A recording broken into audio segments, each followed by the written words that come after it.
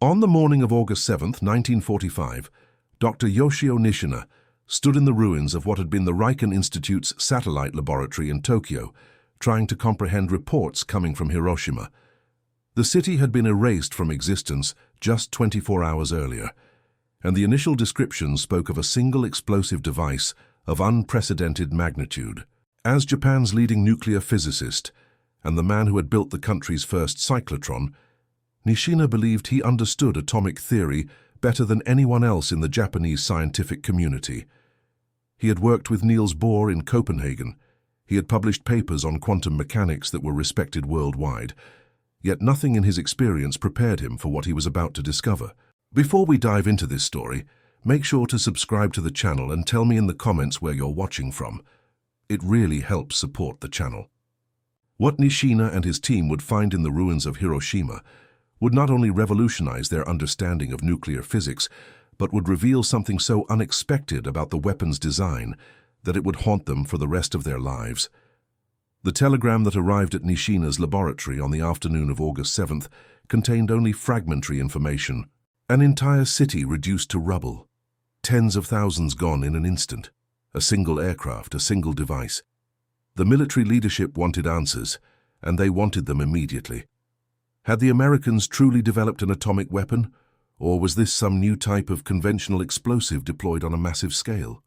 Nishina gathered his team that evening in the partially damaged laboratory. Among them was Dr. Bunsaku Arakatsu, who had independently developed uranium separation techniques at Kyoto University, and Dr. Takanosuke Okamoto, a brilliant young physicist who specialized in radiation detection and measurement. The initial assumption among the scientific community was relatively straightforward. If this was indeed an atomic weapon, it would likely be based on uranium-235 fission, the same principle their own limited research program had explored. The energy release would follow predictable patterns. The radiation signatures would match theoretical models they had developed. They packed their equipment into 2 military trucks on the morning of August 8th, Geiger counters, photographic plates, sample collection instruments, and notebooks. The journey to Hiroshima would take 2 days through roads clogged with refugees and military vehicles retreating from coastal positions. When they arrived on the outskirts of Hiroshima on August 10th, the scale of destruction silenced even the most talkative members of the research team. The city that had housed over 300,000 people had been transformed into a flat expanse of ash and twisted metal. Okamoto, who had never left his university laboratory before this mission, stood at the edge of the devastation zone and began to weep. Nishina placed a hand on his shoulder and said nothing. There were no words adequate to the scene before them. They established their base of operations in a partially standing building approximately 2 kilometers from what they estimated to be ground zero. The first radiation readings they took seemed to confirm their initial hypothesis. Elevated gamma radiation consistent with uranium fission products, beta particle emissions matching theoretical predictions, alpha radiation at levels that indicated the presence of transuranic elements. For the first 3 days, everything aligned with their understanding of how an atomic weapon should behave. Then Arakatsu noticed something peculiar in the radiation patterns near the hypocenter. He had been taking systematic measurements in a grid pattern, moving inward from their base camp toward the point directly beneath where the explosion must have occurred. The radiation levels increased as expected, following an inverse square relationship with distance from ground zero. But at approximately 500 meters from the hypocenter, the pattern changed. The ratio between different types of radiation shifted in ways that didn't match uranium-235 fission alone. Arakatsu called Nishina over to review his instruments. Could there be a calibration error? They checked and rechecked. The readings remained consistent. That evening, the team gathered around a camping stove outside their makeshift laboratory. They had collected dozens of samples throughout the day: soil, debris, fragments of buildings that had been close to the explosion center. Okamoto had begun the painstaking process of analyzing the isotopic composition using the portable spectrographic equipment they had brought. His preliminary findings deepened the mystery. Yes, there were uranium fission products in abundance, but there were also trace elements that shouldn't be there. Isotopes with mass numbers that didn't fit the standard fission fragment distribution for uranium. Nishina barely slept that night. He kept returning to a conversation he'd had with a visiting American physicist before the conflict began, back in 1941, when scientific exchange was still possible. They had discussed theoretical approaches to weapon design. The visitor had mentioned, almost as an aside, that there might be more than one path to releasing atomic energy. At the time, Nishina had been focused entirely on uranium. Uranium was difficult enough to enrich and required sophisticated centrifuge technology they barely possessed. The idea of exploring alternative materials had seemed like an academic curiosity. On the fifth day of their investigation, August 14th, Okamoto made the breakthrough that would change everything they thought they understood. He had been analyzing a particularly interesting sample collected from a steel beam that had been approximately 300 meters from the hypocenter. The beam had been partially melted and contained embedded particles of material that had been vaporized in the initial blast and then condensed on the metal surface. Using their portable equipment's most sensitive settings, Okamoto detected something that made him call for Nishina immediately. The signature was unmistakable once you knew what to look for. Plutonium-239. Not trace amounts that might be explained as a byproduct of uranium fission. Substantial quantities that could only mean one thing. The Americans had used plutonium as the primary fissile material, or possibly in addition to uranium. Nishina stared at the spectroscopic readings for a long moment before the full implications hit him. The Americans hadn't just solved the theoretical problem of atomic weapons. They had solved it twice, using two completely different materials. They had developed the infrastructure to produce weapons-grade plutonium, a feat that required functional nuclear reactors and sophisticated chemical separation facilities. The production requirements for even a single plutonium weapon were staggering. You needed a working reactor to transmute uranium-238 into plutonium through neutron capture. You needed to run that reactor for months to produce kilogram quantities of plutonium. You needed chemical processing plants to separate the plutonium from the intensely radioactive spent fuel. You needed metallurgical facilities to convert the plutonium into weapons components. The industrial scale required was at least 10 times greater than what would be needed for a uranium weapon. And the Americans had done all of this while simultaneously fighting on two fronts, supporting their allies and maintaining their civilian economy. Arakatsu sat down heavily on a piece of rubble. "We were worried about enriching enough uranium for one device," he said quietly. "They built an entirely parallel weapons program using a different element." Nishina nodded slowly, his mind racing through calculations. "If they have plutonium production capability, they can make these weapons much faster than we estimated. Uranium enrichment is the bottleneck for uranium weapons, but if you have working reactors, plutonium production becomes almost routine. They could potentially produce one of these devices every few weeks." The team spent the next 2 days conducting more detailed analysis to confirm their findings. They collected samples from various distances and directions from the hypocenter. They measured neutron activation in materials that had been exposed to the blast. They analyzed the isotopic ratios in rainwater that had fallen shortly after the explosion, water that contained dissolved fission products. Every test confirmed the same conclusion. The weapon that destroyed Hiroshima had relied significantly on plutonium fission. On August 16th, Nishina composed a detailed technical report for the military leadership. He included the spectroscopic data, the radiation measurements, and his analysis of the weapon's design implications. But he also included something else, a frank assessment of Japan's position. The country's own atomic research program had never progressed beyond laboratory-scale experiments. Their most advanced cyclotron could barely produce measurable quantities of radioactive isotopes for medical research. They had no uranium enrichment capability beyond small test centrifuges. They had no functioning reactor. They had no chemical separation facilities for plutonium.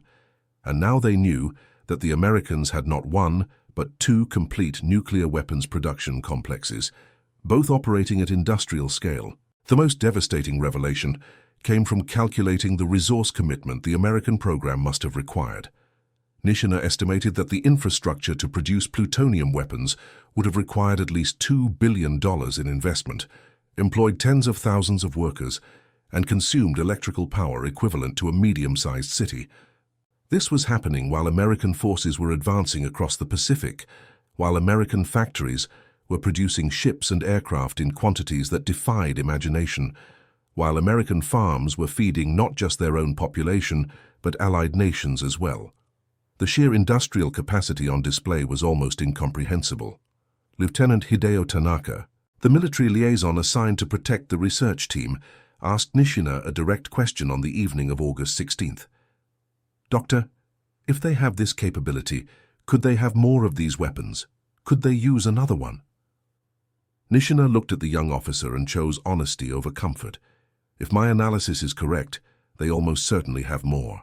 The plutonium production pathway is reproducible once you solve the initial engineering challenges. They could have a stockpile already, or they could be producing new weapons continuously." 3 days later, on August 19th, news reached them that a second city had been destroyed.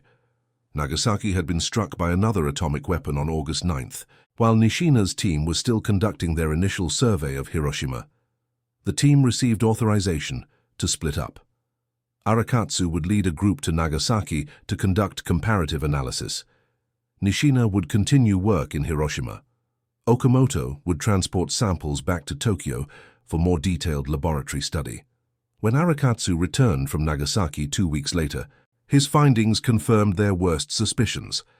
The Nagasaki weapon had been different from the Hiroshima weapon. The radiation signature was distinct. The design had been different, possibly more sophisticated. The Americans weren't just producing one type of atomic weapon.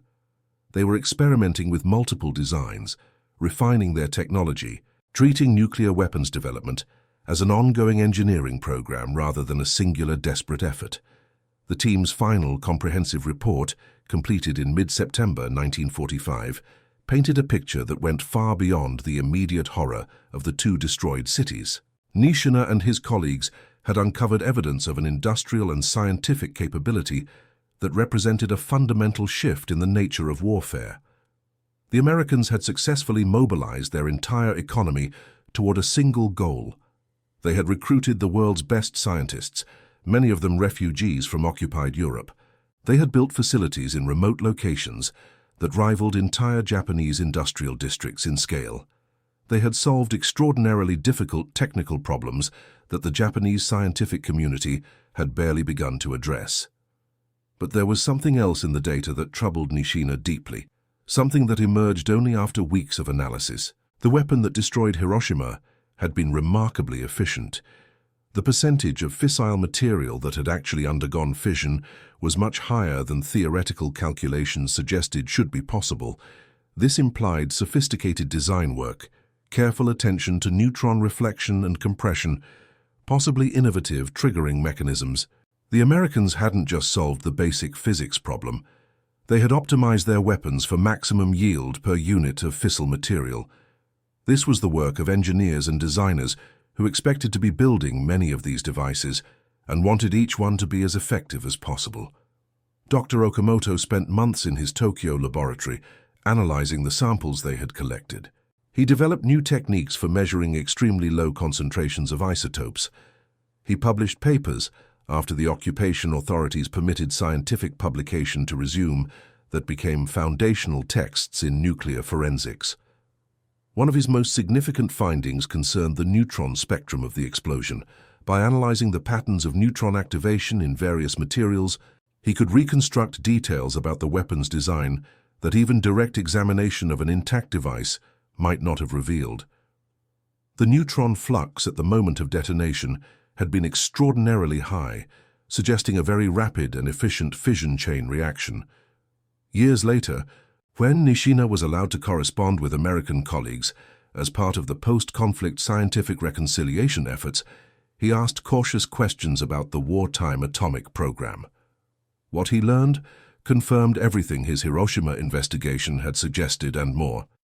The Manhattan Project, as it was called, had employed over 130,000 people at its peak.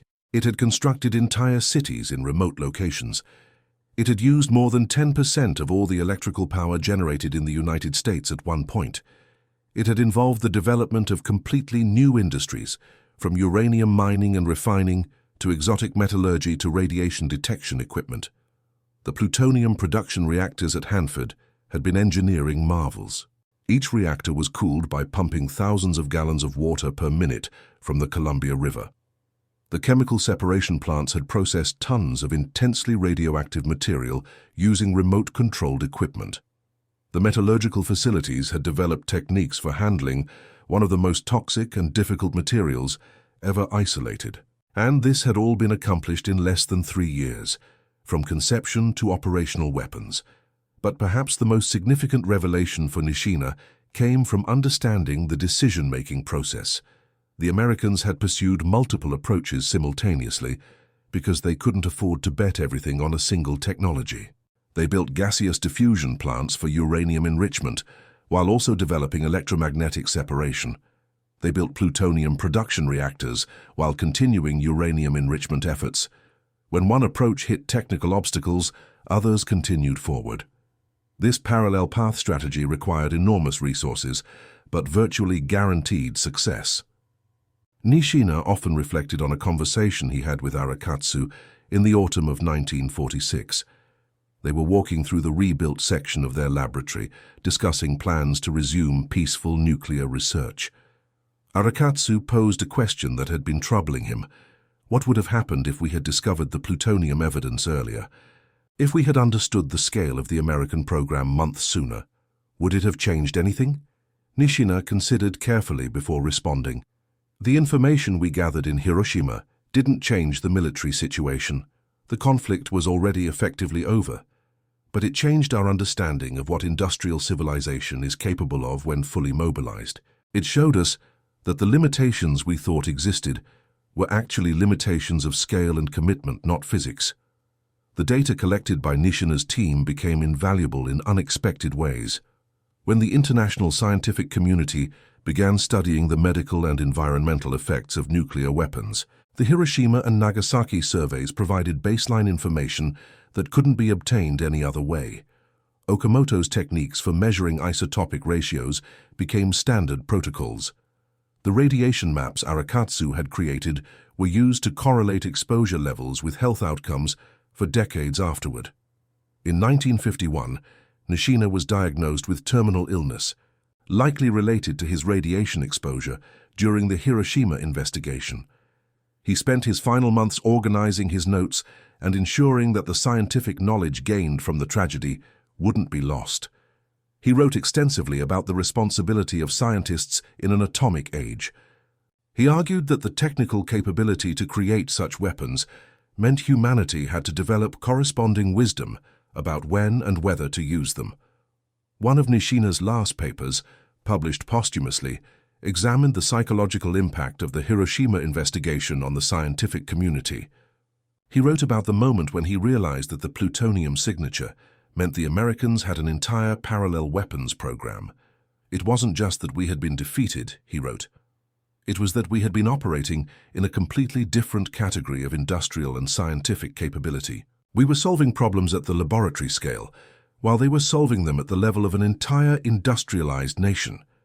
The gap wasn't in intelligence or dedication.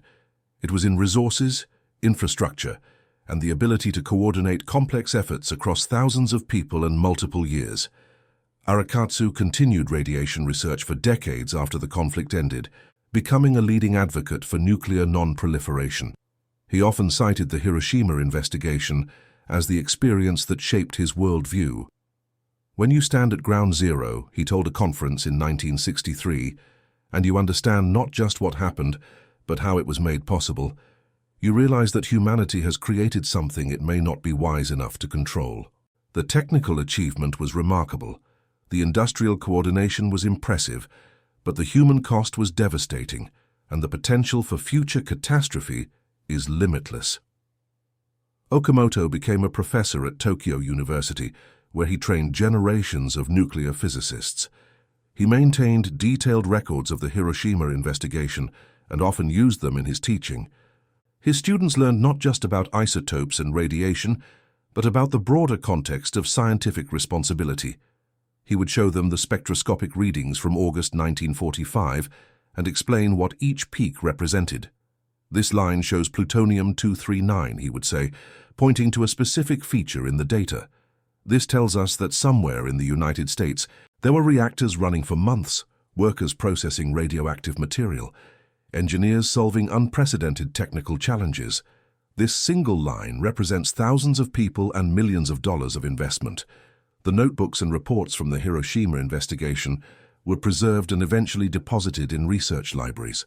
They became primary sources for historians studying the conflict, the atomic age, and the development of nuclear weapons.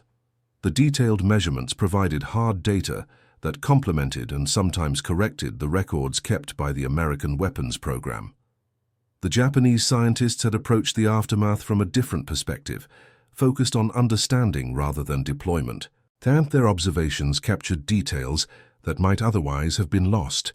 In the decades following the conflict, as more information about the Manhattan Project became declassified, Nishina's conclusions were repeatedly validated. His estimate of the industrial scale required was remarkably accurate. His analysis of the plutonium production pathway was essentially correct. His understanding of the parallel development strategies matched what the historical record eventually revealed. Working with limited equipment in the ruins of a destroyed city, facing the horror of what atomic weapons could do, he and his team had nonetheless conducted rigorous science and drawn sound conclusions. The story of the Japanese nuclear physicists analyzing Hiroshima's radiation patterns became in many ways a parable about the nature of scientific understanding in times of crisis. They had gone to Hiroshima expecting to confirm what they already knew. Instead, they discovered that their understanding had been incomplete. The plutonium signature wasn't just a technical detail. It was a window into an entire industrial ecosystem they hadn't imagined possible. It revealed not just what had been done, but what could be done when a nation committed its full resources to a single goal. Lieutenant Tanaka, the young military liaison who had accompanied the research team, later became a science journalist. In his memoir published in 1978, he recalled the evening of August 16th, when Nishina explained the plutonium discovery. "The doctor was trying to help me understand why this changed everything," Tanaka wrote. He explained about neutron capture and transmutation and production rates. But what I remember most clearly was his expression. He looked tired and sad, but also amazed. He said something like, "They built an industrial process to create an element that barely exists in nature. They did it in secret during a global conflict, while their economy was also supporting the largest military deployment in history. This isn't just a weapon. It's a demonstration of what modern industrial civilization can accomplish when unified toward a purpose." The technical papers that emerged from the Hiroshima investigation were eventually translated and published internationally. They contributed to the global scientific understanding of nuclear physics, fallout patterns, and the medical effects of radiation exposure. But they also served a less obvious purpose. They documented in meticulous detail the moment when it became clear that warfare had entered a new era. The data showed that nuclear weapons weren't a desperate gamble by a nation facing defeat. They were the product of systematic industrial development that could be repeated and scaled. By the time of Nishina's passing in 1951, the global nuclear landscape had already shifted dramatically. The Soviet Union had developed its own atomic weapons. The arms race that would define the second half of the 20th century was beginning. The questions that Nishina and his colleagues had first confronted in the ruins of Hiroshima about the implications of nuclear weapons and the responsibilities of scientists had become urgent international concerns. The data they collected and the conclusions they drew weren't just historical curiosities. They were early warnings about the world that was emerging. The final report from the Hiroshima investigation, completed in late 1945, ended with a section that wasn't strictly scientific. Nishina had insisted on including it despite objections from military censors. He wrote about the necessity of international cooperation to control nuclear weapons, about the importance of transparency in scientific research related to atomic energy, and about the moral obligations of scientists who possessed specialized knowledge about such destructive capabilities. These observations, written in the immediate aftermath of discovering the plutonium evidence, reflected his understanding that the technical achievement he had uncovered carried profound ethical implications. When researchers today study the records from the Hiroshima investigation, they find remarkable precision in the measurements and analysis.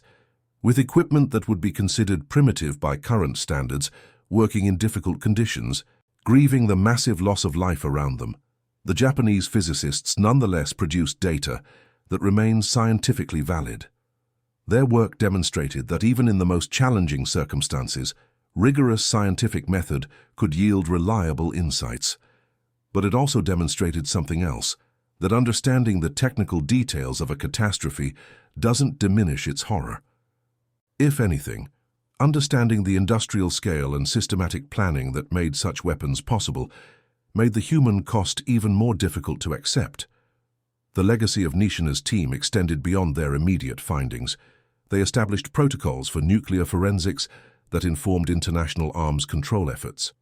They created educational materials about radiation effects that improved medical understanding. They preserved evidence that became crucial for supporting survivors seeking recognition and assistance. Their scientific investigation, motivated by a desire to understand what had happened, ultimately served humanitarian purposes that none of them had anticipated when they first departed for Hiroshima in August 1945. And that concludes our story. If you made it this far, please share your thoughts in the comments. What part of this historical account surprised you most? Don't forget to subscribe for more untold stories from World War II and check out the video on screen for another incredible tale from history. Until next time.